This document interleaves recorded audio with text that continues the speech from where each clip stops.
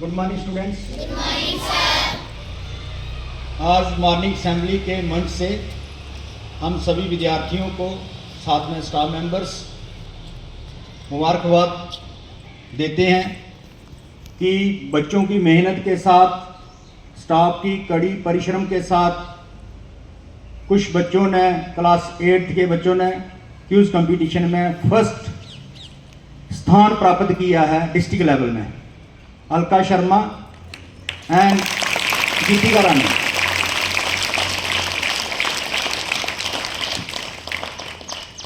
भारत विकास परिषद की तरफ से क्यूज कंपटीशन करवाया गया डिस्ट्रिक्ट में, जिसमें डिस्ट्रिक्ट के डिफरेंट स्कूल्स ने पार्टिसिपेट किया।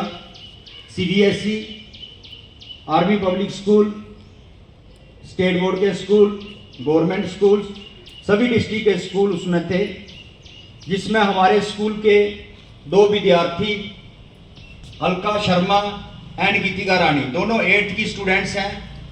इन्होंने डिस्ट्रिक्ट लेवल पे फर्स्ट मीन्स प्रथम स्थान प्राप्त किया। इनके लिए जोरदार तालियां होनी चाहिए।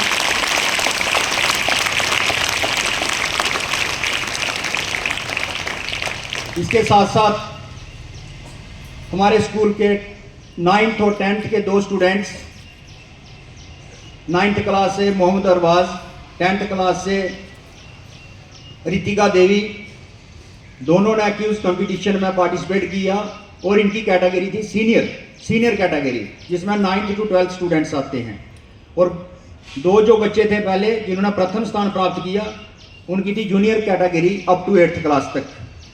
इन भी दोनों बच्चों ने डिस्ट्रिक्ट लेवल पे 3rd स्थान प्राप्त किया। ये भी एक मुबारकबाद है इन बच्चों के लिए, इनको पढ़ाने वाले टीचर्स के लिए। जैसे 8th क्लास तक जो 2 बच्चे हैं, इनकी प्रेपरेशन के लिए हमने सपना बिलोरिया मैम को बोला था, और सीनियर कैटेगरी के जो 2 स्टूडेंट्स हैं, इनकी प्रेपरेशन के लिए अंजिल कौर मैम को। दोनों टीचर्स ने बच्चों को टाइम टू टाइम कोऑपरेट किया, सहयोग किया और इन बच्चों के टच में रहे। बाकी जो क्लास के स्टाफ मेंबर्स पढ़ाते हैं, उनका भी इसमें श्रेय आता है कि उन्होंने भी काफ़ी मेहनत करवाई होगी इनको प्रीवियस क्लासेस में, कि आज बच्चे ये डिस्ट्रिक्ट लेवल पे उभरे हैं। मैं स्कूल के सभी स्टाफ को, स्कूल की मैनेजमेंट के साथ जुड़े हुए हर आदमी को, चाहे फिजिकल टीचर हो, चाहे हमारे वो क्लरिकल जॉब में हो, टीचिंग हो, नॉन टीचिंग हो, लेक्चरर हो, टीचर्स हो, सभी मैनेजमेंट के साथ जुड़े हुए आदमी जिनका भी सहयोग है, वो सब इस सफलता के हकदार हैं। क्योंकि इन बच्चों को किसी टीचर ने नर्सरी क्लास में भी पढ़ाया होगा। ये नहीं है कि आज ही 8th क्लास में आने पे या 9th 10th में जब पहुंचे हैं तभी ये सफलता ला सकते हैं। नर्सरी क्लास में भी इन बच्चों को किसी टीचर ने पढ़ाया होगा, उस नर्सरी के टीचर का भी योगदान रहा होगा। फिर LKG UKG फर्स्ट क्लास में भी आए होंगे ये टीचर बच्चे, फिर 2nd 3rd 4th क्लास में भी पढ़े हैं किसी टीचर से ये स्टूडेंट्स, 6th 7th में, और अब 8th क्लास में पढ़ रहे हैं, और 2 स्टूडेंट्स 9th और 10th में। मेरा कहने का तात्पर्य यही है कि एक दिन में, एक महीने में, एक महीने की मेहनत से, एक दिन की मेहनत से आदमी सफलता प्राप्त नहीं कर सकता है। सक्सेस लाने के लिए, उस तक पहुंचने के लिए वर्ष लग जाते हैं, ईयर्स, साल लग जाते हैं। तो आप सभी बच्चों से रिक्वेस्ट है कि आप सभी पढ़ रहे हैं इस समय, किसी भी क्लास में आप उस क्लास में उस सब्जेक्ट का नॉलेज पे फोकस कीजिए। ये क्यूज कंपटीशन भी जनरल नॉलेज पे था, IQ पे था। तो आप सभी बच्चों ने हर एक सब्जेक्ट का नॉलेज लेना है। मैथ्स का, जो भी बच्चे पढ़ रहे हैं किसी भी क्लास के, उस सब्जेक्ट का नॉलेज क्या है। साइंस पढ़ रहे हैं, साइंस में भी नॉलेज गेन करना आपको। SST पढ़ रहे हैं, SST में भी नॉलेज गेन करना है।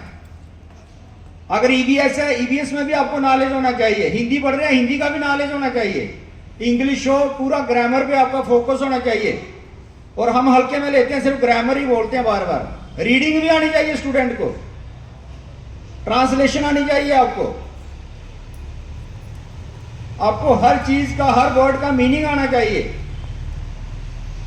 तो आज मॉर्निंग असेंबली के माध्यम से हम दोबारा एक बार फिर से सभी विद्यार्थियों को, स्टाफ को मुबारकबाद देते हैं और साथ साथ इन बच्चों के पेरेंट्स को भी हम मुबारकबाद देते हैं कि इनके पेरेंट्स ने भी इनके साथ कोऑपरेट किया होगा। तो बच्चों की सफलता के पीछे जो हाथ होता है वो पेरेंट्स और टीचर का ही होता है। पेरेंट्स का सहयोग, पेरेंट्स का कोऑपरेशन, पेरेंट्स की मेहनत, स्टाफ की मेहनत, सबकी मिलकर काम करती है। अकेले एक बच्चा सफलता प्राप्त नहीं करता है। तो हम सभी विद्यार्थियों को ये सीखना है कि हमें मेहनत करनी है, बड़ी जल्दी फल लेने का नहीं सोचना है। जिस भी काम में हम लगे हैं, पढ़ रहे हैं, शिक्षा ग्रहण कर रहे हैं, तो आपके पेरेंट्स को भी आपके फल की प्रतीक्षा इतनी जल्दी नहीं हो कि हमारा बच्चा आज ही डॉक्टर बन जाए, आज ही इंजीनियर बन जाए, आज ही सब कुछ हो जाए। जब पेरेंट्स के अंदर ये हो कि जब हमारा बच्चा 12th क्लास में पहुंचेगा तब हम मेहनत करवाएंगे, जब 8th में पहुंचेगा तब हम मेहनत करवाएंगे, जब हमारा स्टूडेंट 11th क्लास में जाएगा तब हम उसको मेहनत करवाएंगे, जब हमारा बच्चा 10th में पहुंचेगा तब हम मेहनत करवाएंगे। ये गलत बात है। मेहनत नर्सरी से स्टार्ट होती है और नर्सरी टू ऑनवर्ड सभी क्लासेस में होनी चाहिए। आपका बच्चा अगर 9th में पढ़ रहा है तो आपको ये नहीं सोचना कि 10th में मेहनत करवाएंगे। 9th ही बेस है 10th का। अगर बच्चा 11th क्लास में पढ़ रहा है तो 12th का बेस है ये, और नर्सरी टू 7 तक 8th क्लास का बेस है, और nursery to 4th 5th class का बेस है। हर एक प्रीवियस क्लास का कोई ना कोई योगदान होता है, उसमें उसका रोल होता है। और हम कभी कभी प्रीवियस क्लास को हल्के में ले लेते हैं। जैसे 9th के स्टूडेंट सारे हल्के में पढ़ाई को लेंगे कि हम 10th में मेहनत करेंगे। अब 9th वाले बच्चों को ध्यान देना चाहिए कि आपका बेस इसी समय बनेगा, इसी समय जो समय चल रहा है 9th क्लास का। 10th में कोई नई अचीवमेंट नहीं आती है, तो प्रीवियस क्लास को आपने हल्के में नहीं लेना है। जिस भी क्लास में आप पढ़ रहे हैं आप अपनी बोर्ड की क्लास समझिए उसे। नर्सरी वाले बच्चों के पेरेंट्स को समझना कि हमारे बच्चे 10th बोर्ड में पढ़ रहे हैं, 8th बोर्ड में पढ़ रहे हैं, कभी नर्सरी में नहीं समझना उनको। आज जो बेस बन जाएगा बच्चे का जिस भी क्लास में, वो आखिरी क्लास तक काम आएगा। तो बेस बच्चे की स्टडी ऐसे होती है जैसे पेड़ की जड़ होती है।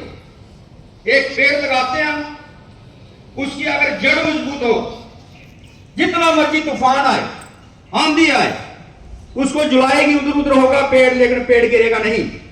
लेकिन जिस पेड़ की जड़ मजबूत नहीं होती है वो किसी भी समय गिर जाता है, छोटे से तूफान से भी गिर जाता है और उखड़ जाता है नीचे से। इसलिए स्टूडेंट लाइफ में सभी स्टाफ को, सभी पेरेंट्स को और हमको भी यही ध्यान देना है कि हम बच्चों के बेस पे फाइट करें। बच्चों का बेसिक नॉलेज जो है उसको उभारें, हम उसको सोच के चले कि जो लेसन हमने करवाया आज साइंस का, इसका नॉलेज क्या है।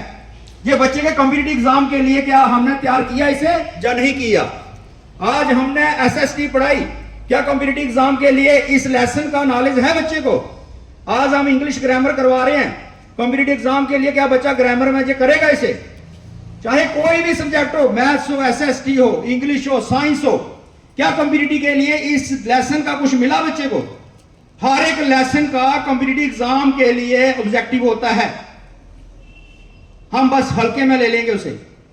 मैं यही कहूंगा सभी विद्यार्थियों को, पेरेंट्स को, स्टाफ को कि हमें स्टडी को हल्के में नहीं लेना है।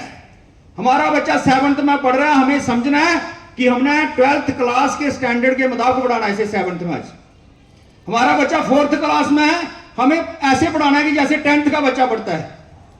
हमारा बच्चा अगर नर्सरी एलकेजी क्लास यूकेजी में आया, हमने हल्के में लेना, अभी छोटी क्लास है, बाद में मेहनत करवाएंगे, अभी बच्चा जा रहा है, अभी सीखेगा, करेंगे, बाद में करेंगे। बच्चे का बेस पीछे रह जाता है। बेस के लिए कोई कंप्रोमाइज नहीं है। तो सभी पेरेंट्स से रिक्वेस्ट हम करते हैं, इस मॉर्निंग असेंबली के माध्यम से सभी टीचर से भी रिक्वेस्ट करते हैं, हाथ जोड़ के विनती भी करते हैं कि जो भी सब्जेक्ट पढ़ाएं बच्चे को नॉलेज हो। बच्चा इधर से जाए दिल्ली, उधर यूनिवर्सिटी में पढ़े, फॉरेन कंट्री में जाए बच्चा, जम्मू जाके पढ़े,